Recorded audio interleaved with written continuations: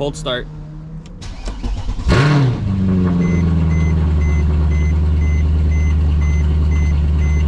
Welcome back, YouTube, to yet another video. Today I'm going to be discussing what it's been like after 6 months of ownership with my 507 edition C63 AMG. Alright, so while my car is warming up, I just wanted to discuss what has been done to my car. So when I first bought this car, it already came with most of the modifications. That's how I normally like to buy my cars, in a sense, because that way it saves a lot of money in that sense, and then customize it to my own way. As of right now, the car looks absolutely perfect, super clean, and for what it is, super great.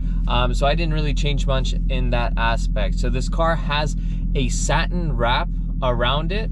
It has full PPF under it. It has BC Racing coilovers, a full FI exhaust, HRE wheels with R888 tires. As of right now, it's practically all stock besides those modifications. I used to have a roll cage in the back. I took that off just due to the fact that it's heavier, and also it just droned a lot more in the sense in the cabin. So for many of you who clicked on this video, most of you probably know what this car already is and what it has to offer in that sense. But for those of you who don't know, this is a C63, I almost said Black Series, C63 507 edition. What 507 edition means is that this is the last generation. Last year they had the 6.2 liter V8 from the SLS AMG. It's a really great engine. Again, and a lot of people kind of have these misconceptions of this car being unreliable. It is reliable, you just have to keep up to date with your maintenance. This car is literally like a mini Black Series. It's, yeah, it just pretty much has the same exact engine as the C63 Black Series. Almost looks similar in the front. However, again, you don't have that crazy body kit that you do in the C63 Black Series. So that's the only thing this car is really missing out. Other than that, it's pretty much the same thing.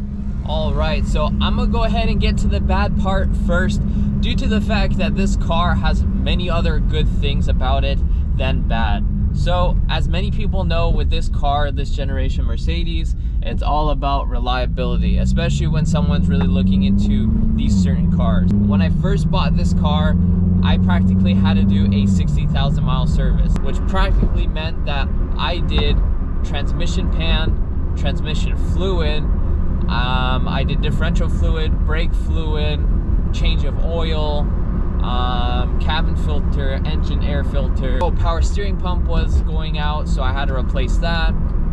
So that whole entire thing came to a grand total of $2,200 right off the bat.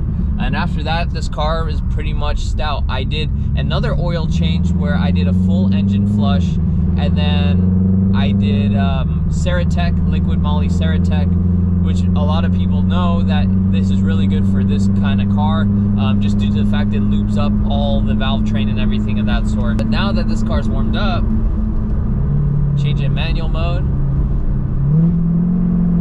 and do one acceleration.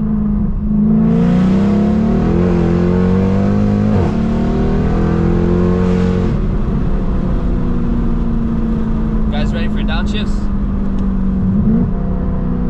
Very slow, but it sounds good. Everyone knows this car, when it straight pipes, it just sounds insane. Now many of you want to know what are the good things about this car. Practically everything that you get for the money.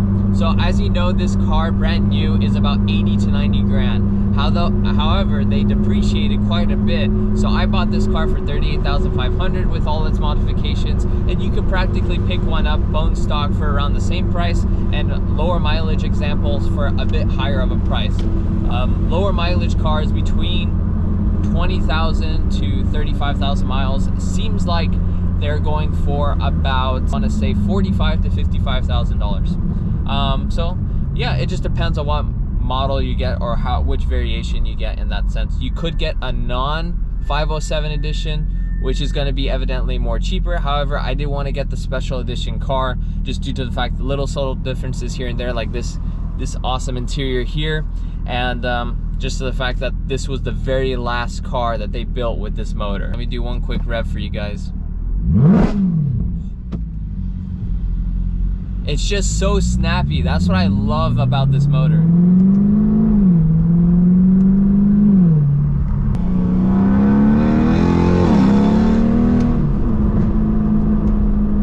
This car actually handles really well too.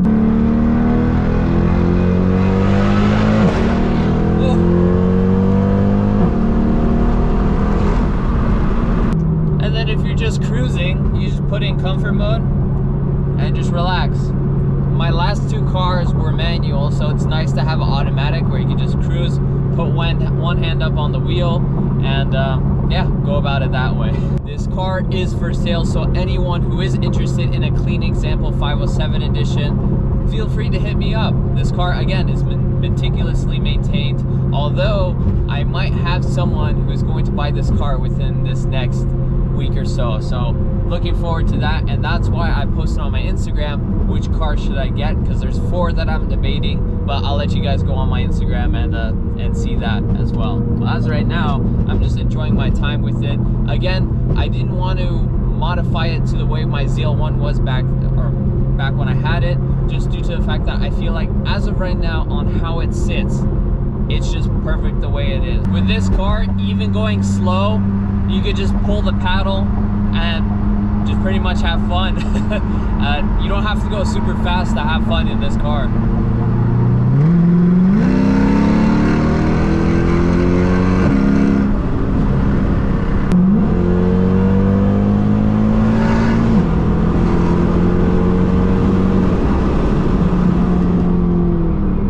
You're gonna see me say this a lot, especially in my next videos and depending on what car I get, but we're in a time now where nothing new really interests people. You have everything that's coming out at the tip of your thumbs to see. There's a lot of content in the newer supercars, hypercars, and even sports cars that are coming out. So things are a little bit different. Now we're living in a time where older cars seem to be the ones to buy due to the fact that it just has more soul and more, I guess, fun in terms of your driving experience. Things nowadays are too electrified and too much in a way where it just feels like your normal everyday car, or like a Tesla, for example. With the stuff that are coming out now, obviously they are super quick in comparison to what was made beforehand, more efficient and things like that. However, I think we're gonna see now a shift between cars on YouTube and things like that, because people are now starting to buy older generation cars like C6 ZR1 and C7 ZR1s, things of that sort, Camaro ZL1s, because these cars are like the last of its kind. And especially with this car, everyone knows the standard C63 now with the 4-cylinder hybrid is absolutely terrible. No one wants that car. It's practically looks like any other, you know, Mercedes out there in a way. It looks like the CLA, looks like the S-Class, looks like the E-Class. They haven't really changed the look. On this car, it has its own complete look. So yeah, that's why we see kind of, we're in a different and interesting time frame with cars and content and things like that, of that sort. But I really hope you guys enjoyed this video, and if you're looking for a 507 edition, I do hope that this video helps you out in a way.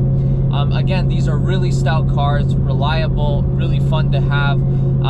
Again, the reason why I'm selling mine is just due to the fact that I don't feel that connection in terms of what I had beforehand, which was close to an 1,000 horsepower ZL1 1LE. So you kind of understand my point there, but again, this car is great for the money. So yeah, don't forget to hit that subscribe button, like this video if you do, and leave a comment. What would you like to see with the C63? I'm thinking more so POV videos, because I heard positive feedback with that.